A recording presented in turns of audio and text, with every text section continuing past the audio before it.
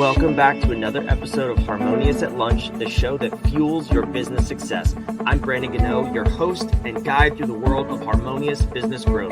Today, we're unlocking powerful strategies with industry experts to help your business thrive. If you're a business owner, entrepreneur, or executive, you are in the right place. Join me and our incredible guests today on the journey to clarity, growth, and success. It is time to revolutionize your approach to business. Let's dive in with another episode of Harmonious at Lunch.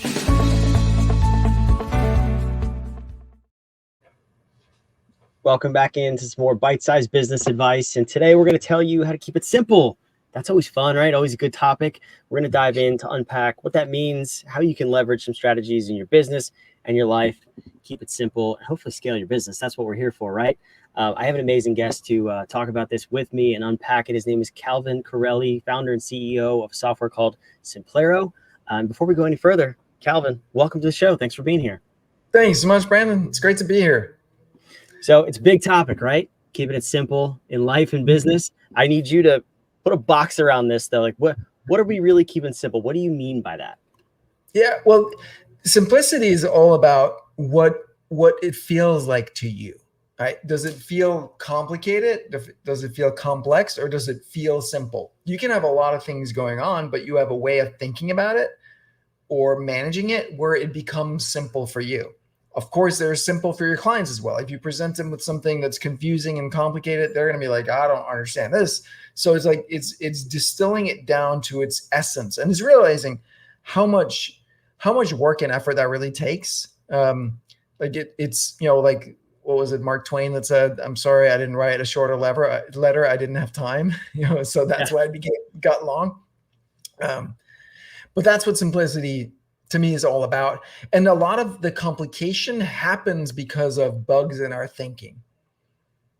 Yeah, that's interesting. I'm curious though, because a lot of us have heard that saying, and it's so true. You go write a piece of copy, an email, a piece of your website, and it ends up being 3 miles long, and it takes a lot of effort to pare it down. That's obviously a very specific example. We're talking about everything in your life and your business being simpler. Where did this concept come from though? Like, I would assume your life was in some sort of shambles and you had to simplify. What was that journey for you?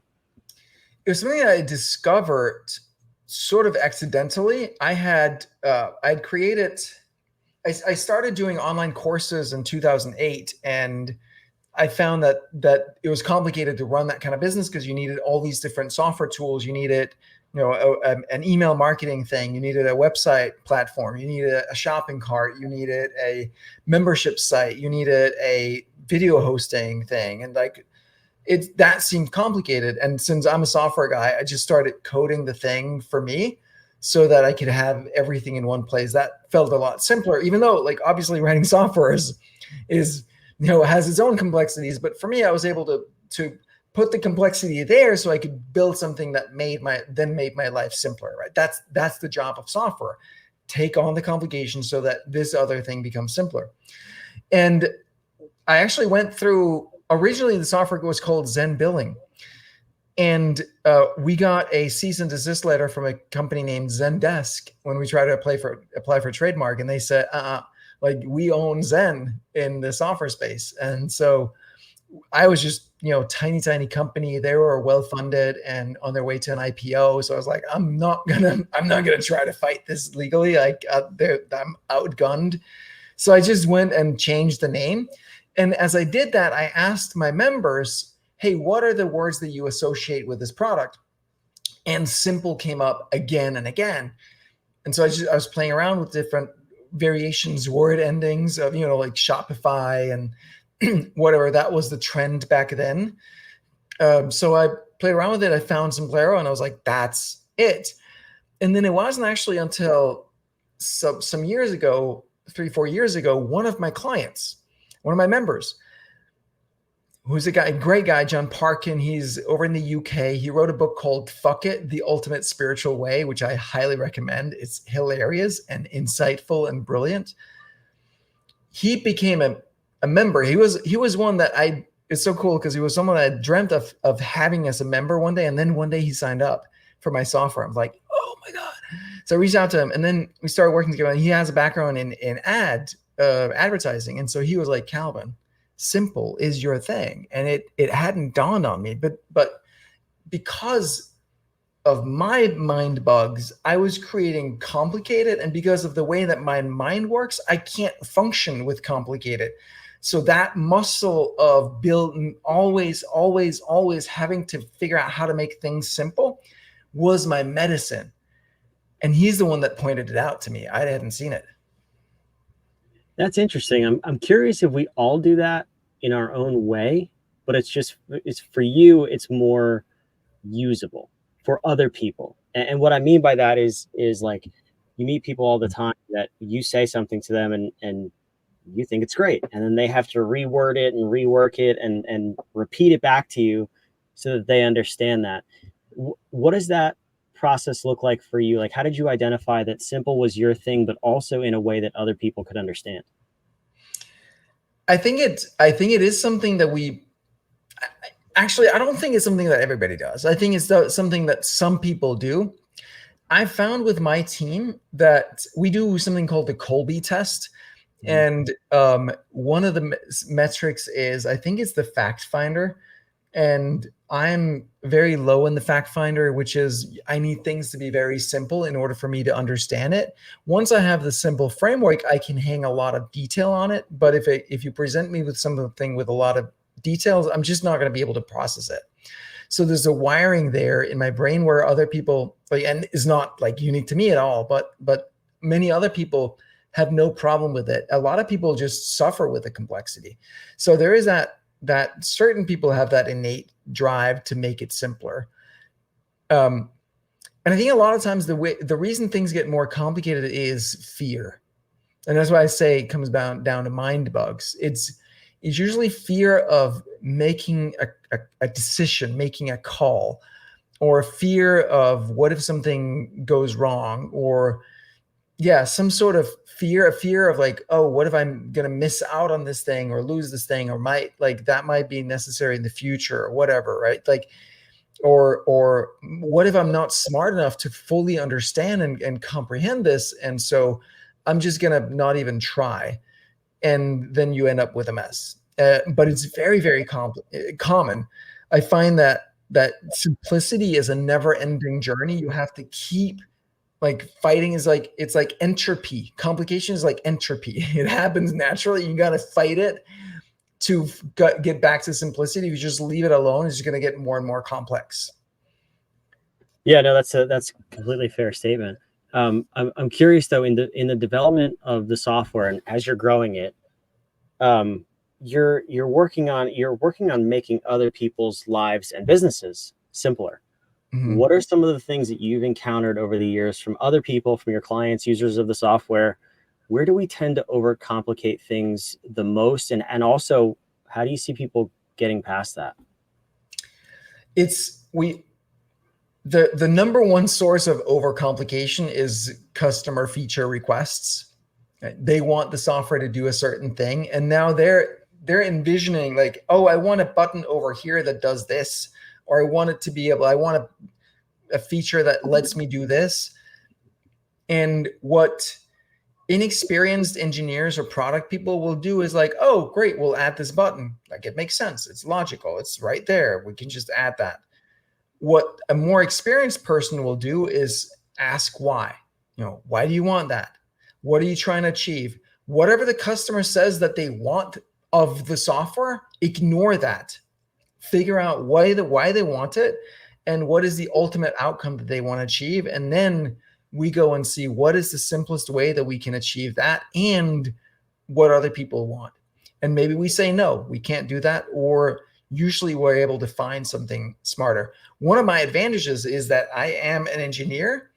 I'm also product management. I'm also UI, UX design. I'm not a designer, but I've done the work of UI, UX in the past. I've had that chief UI architect title, and I'm a user of the software. I'm a coach like my clients, and I've also done a lot of the support. So, and I meet our members all the time. So I have that breadth. And so when we're looking at how to solve something, I can look at all of these pieces together to find the right simple solution. And until we have something where we are like, yes, this is as elegantly simple as we can make it, we're not going to do it. We're just going to wait, and it might take time. And it's a mantra on the team is like, how do we make it simpler? How do we make it simpler? How do we make it simpler all the time? It should be everybody's mantra, I think. Yeah, Your totally. business would be a whole lot more successful. Yeah, yeah. Um, But again, like we get scared, right? We get yeah. scared. Oh, what if my boss is going to be upset if I do this? I better just do this. It feels safer. No, actually, your boss is going to be upset if you do the more complicated thing. Yeah, and I'm curious. I've always wondered in software too, because you painted an interesting path. It's really how we operate our lives. You created this software because you had a problem of not being able to have a software solution to do everything you wanted in one. You had the duct tape software solution. It was confusing. And when you build a platform, as it evolves, as you bring on new people, they want it to do more things. So I think we do this in our businesses, we do this in our lives. It obviously happens with software. How do you continue to focus on the simple and really identify the core of your platform so that you don't build it out to this big Frankenstein thing that then nobody either understands how to use or then wants to use because it's too complex? Yeah. You keep up leveling, like chunking up, if you will. So you keep looking at the problem from a bigger lens, where now you see the through lines, the things that led you. Okay, if I make it's all about finding the right distinctions. If I make this distinction, if we think of it this way, then all of these things that seem complicated, like they fall into place. It's kind of like I haven't thought of this before, but it just comes to me. Remember, like I think it's Copernicus who came out and said, "No, guys, the Earth revolves around the sun, not the other way around." Before that, people were trying to figure out what are the curves that all these planets and like stars and all that they're following, and they have these like circles and ellipses within like orbits within orbits within orbits, and all like it became so complicated to try to predict the movement of these objects in the sky, until someone was like, no, wait, like what if we slice it this way?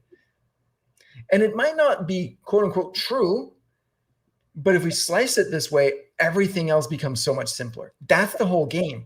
And it's a really creative process, and you have to be patient and insist on it. And the temptation sometimes to just make something and move on is so great.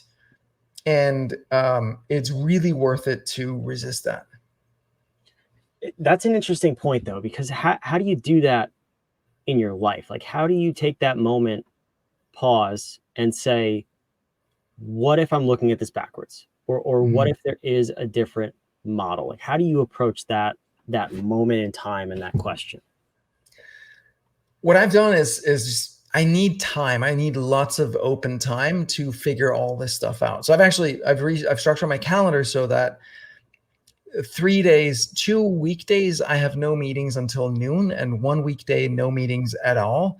And usually like Saturday is a great day for me as well to do a lot of deep work. So that gives me a lot of days where I get out. I have a local coffee shop. I'm there 6:30, and then I've got 6:30 till noon on like at least 3-4 days a week, where I can just focus on that work. And I just continue to like on my iPad with my pencil, like drawing and moving stuff around, and like until it clicks in my head. I'm like, this is it. And oftentimes then when that happens, you look at it and you're like, this is freaking obvious. Like, duh, of course. It's so obvious. And I had that recently. I have this model that I put together around business, and it's got like 3 core elements. There's you, there's your clients, and then there's your team. Like, what are the elements? And each of those have 3 sub points. Your clients is about attracting them, enrolling in your programs, and then delivering the transformation. The team is about hiring them and then leading them and growing them. And then I was struggling with what are the sub bullets that go into the you part. And then after like quite a while. Like, I don't know, like several. It was over several weeks and several days of noodling on it. Finally, it's just like, oh, mind, body, spirit. I'm like, duh. It's the most obvious thing in the world. Like everybody could say that, but like, that's it. And it just like there's no rocket science there. But when you put it together and think of your business of that, like 3 spheres, each with 3 subspheres, and all of them are important. You need to cover all of them. Like, oh, now you've got a complete picture. Maybe it's obvious to everybody else, but for me, it was something that's taken me 20 something years to figure out. Oh, this is the model. This is what you need to care about and focus on. And you can like green, yellow, red on each one and be like, how am I doing in those? And then we know where to focus because they're all important. I don't know, man. You should have listened to the show because that's what we talk about on a lot of the episodes. Those are the 3 components of a successful entrepreneur, right? Right. Yeah. I mean, and it's totally obvious. Yeah, exactly. But no, but I like the way those 3 come in and play together because that's the important part. It's not all about you. You have a team who you're responsible for. You have clients who you have to deliver your products and service to. So I love that's what came out of it and you discovered that. So I feel like we could go for another 6 hours on this because there's a lot to unpack, right? Especially on a topic that seems simple about how to keep it simple, but it's not. It's very complex to simplify these things. I'm curious though, where can we? Brandon, I just wanted to one point on that, which is like that then the fear of putting something out there that people are going to be like, well, that's too simple. It's too obvious. No, right? That again, so that fear comes in and then you're like, oh my God, I need to make it more advanced and more complicated so that it seems more important. Again, fear is what creates the complication. It is simple. Yeah, that's for me always a good way of filtering. This may seem harsh, whether someone's fully fleshed out an idea and whether they're qualified to explain it. Is if it's so complex that you can't really even grasp what they're saying, they're probably not there yet. So I don't think it could ever be too simple. Yeah. So Calvin, I love this. This is fantastic. Where can the listener continue this conversation with you and learn more about what you're doing? Yeah, go to my Instagram. That's where I'm most active. And so just Calvin Correli on Instagram, and then DM me, tell me you came from Harmonious at lunch, so I know where you're from. And then if you DM me the word model, I'm gonna actually send you. I have a model that goes deeper on the you portion of it. It's related to the book that I have coming out at some point later this year called "You Are the Product." The whole idea is that when you infuse really the essence of who you are into your brand and into your products, it's going to naturally attract your people, your tribe to you. And so, yeah, breaking down everything we spoke about and that model in that video. So I'll send that to people. Model DM at Calvin Correli. And we'll keep it simple. We'll put those instructions in the show notes. Wherever you're watching or listening, don't worry. We'll put that down below. You can reach out to Calvin and get that. So Calvin, thank you for that. Thank you for coming. I have one last question though, before we wrap up. I'm a firm believer, and we are at What If, that powerful questions get you powerful answers. It seems like you are a firm believer in that principle too. And I'm curious what the question you would want the listener to walk away with is in terms of keeping it simple, analyzing how they're looking at things. Any of the things we covered in this episode, what's that one question you would want them to think about for the rest of today until they get that powerful answer? What fear is currently making my life more complicated? That's a good question. My follow-up question is, what then? What do you, once you identify it, what are you going to do about it? Then you look at the fear. The fear, it's about a future. It's a story about a future. The future is unknowable. We think we can know what it is. We don't. And you ask yourself, all right, so what if that happened? Then what? And then what? And then what? And then you just follow that fear thought all the way to the end, and you realize, all right, I'm going to be okay. They all seem to be ridiculous after a few questions, right? Yeah. I think that's the whole point. Yeah. That's awesome. Calvin, I appreciate you coming here. This is a fantastic episode. Appreciate you, Brandon. Thanks to everybody listening, working on making their lives simpler. I love it.